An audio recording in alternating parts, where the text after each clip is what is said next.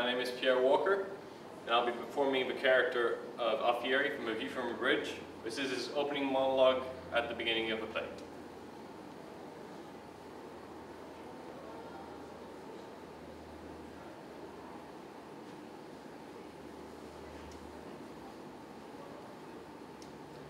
You wouldn't have known it, but something amusing just happened.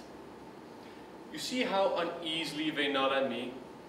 That is because I'm a lawyer. And to meet a lawyer or priest in the street is unlucky. We're only thought of in connections with disasters, and they'd rather not get too close. I often think that behind that suspicious little nod of theirs lie 3,000 years of distrust. A lawyer means the law.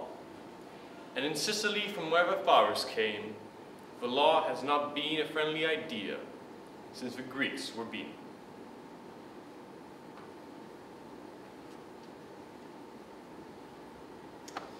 I am inclined to notice the ruin in things. Perhaps it was because I was born in Italy. I only came here when I was 25.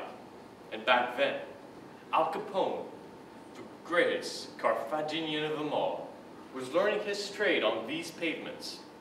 And Frankie L himself was cut precisely in half by a machine gun on the corner of Union Street, 2 blocks away. Oh, there are many here who were justly shot by unjust men. Justice is very important here.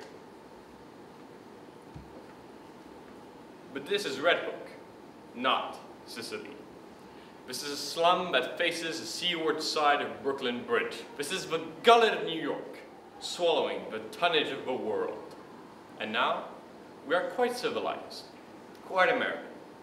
Now we settle for half, and I like it better. I no longer keep a pistol in my filing cabinet, and my practice is entirely unromantic.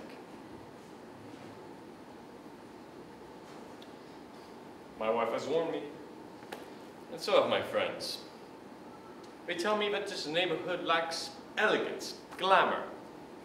After all, who have I dealt with in my life?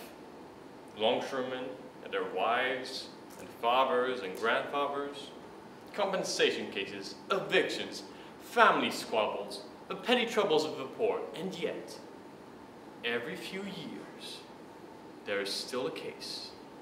As the parties tell me what the trouble is, the flat air in my office is washed out by the green scent of the sea, and the dust in this air is blown away, and the thought that in some Caesar's year, in Calabria perhaps, or on a cliff in Syracuse, another lawyer, quite differently dressed, heard the same complaints, and sat there as powerless as I.